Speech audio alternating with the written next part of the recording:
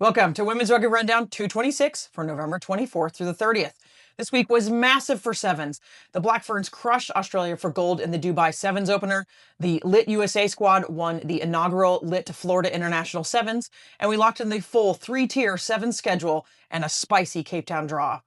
In 15's news, Ireland announced 35 contracts, France named a new coach, Red Roses legend Abby Dow retired, and we cover the major controversy over World Rugby's size 4.5 ball. Plus, we wrap up domestic action for those events and teams that are still in play. I'm Wendy, here to bring the latest in women's rugby news. This is your Women's Rugby Rundown, and we're about to kick off. Let's start with sevens news. The Black Ferns absolutely demolished Australia's 5-year winning streak in Dubai, halting their 32-game unbeaten desert run with a decisive 29-14 victory in the final. Japan made a huge statement by grabbing their first ever podium finish in an HSBC Sevens tournament, taking bronze after beating Fiji 22-12. Their third-place finish proves they are serious contenders after earning their first ever Cup quarterfinal spot in Vancouver last year. The seven standings have seen a bit of a shakeup. New Zealand at the top, of course, Australia second, Japan third for the first time ever, Fiji fourth, United States fifth, Canada in sixth, France seventh, Great Britain taking in that eighth spot. That means Cape Town is going to be really interesting. New Zealand headlines Pool A, and then they'll have to face the United States, plus Fiji and Great Britain. Australia headlines Pool B, and they'll have their hands full with a super confident Japan squad, alongside tough Canada and France. Pool B, definitely a pool of death over in Cape Town. In other big sevens news, the HSBC Sevens structure is fully defined now. Teams for Division 2 and Division 3, we now know what they are. They qualified based on their previous World Rugby Championships from last year and rankings, which is interesting.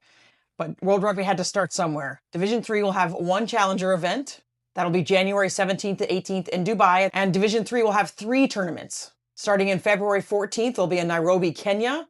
March 21st and 22nd, Montevideo, Uruguay.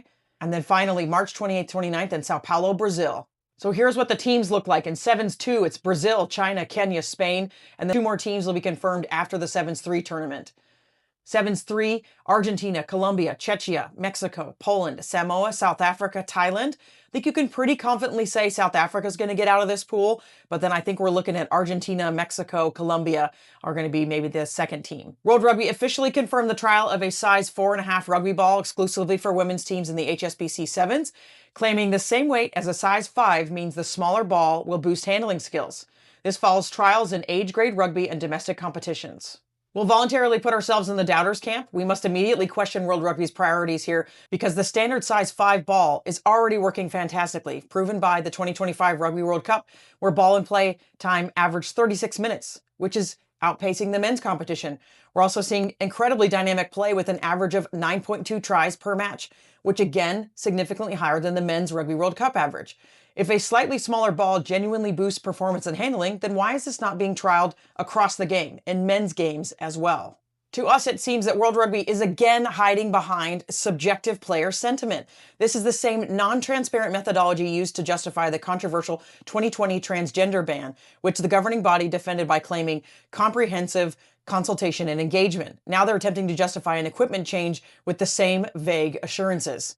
The 32nd annual Dubai Invitational Sevens was absolutely huge, featuring 17 divisions across 8 fields, and we have the winners from the top tiers.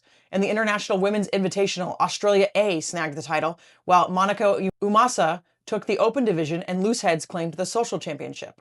The inaugural Lit Florida International Sevens tournament has concluded, wrapping up a massive event in Bradenton, Florida. In the Women's Open Division, the champions were the Lit Legends, and the highly competitive Women's Elite title was snagged by the Lit USA squad. Lit takes the sweep.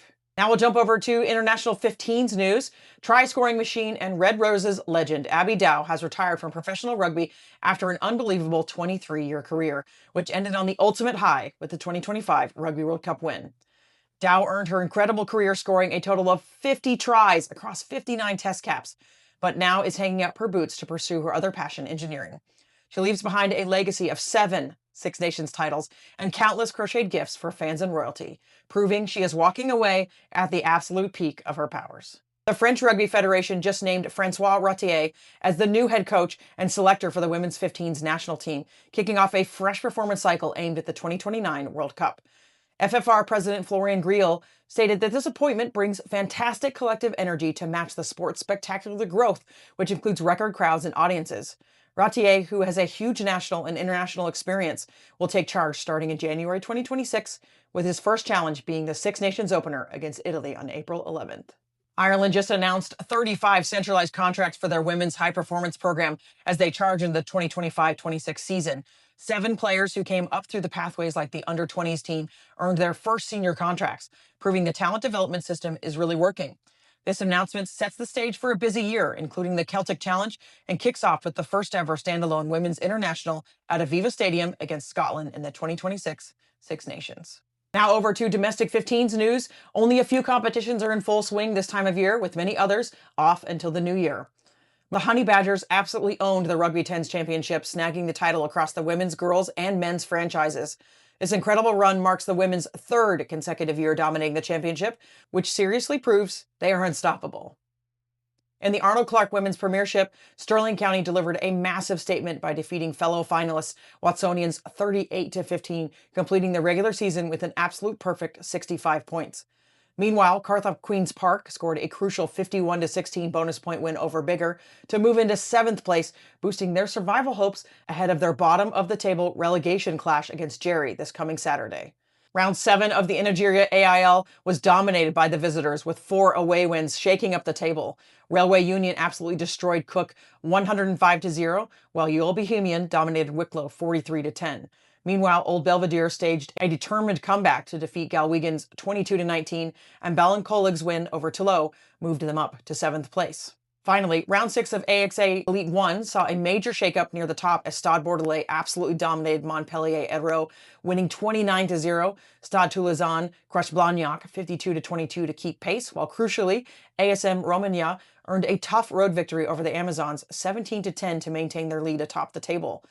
AC Bobigny got a crucial 28-14 win over Toulon, and Lyon defeated Stade Villeneuve 24-15. That does it for us. As always, there's more news on our site at yscrugby.com. Never miss one of our episodes. Women's Rugby Rundown is available anywhere you get your podcasts from.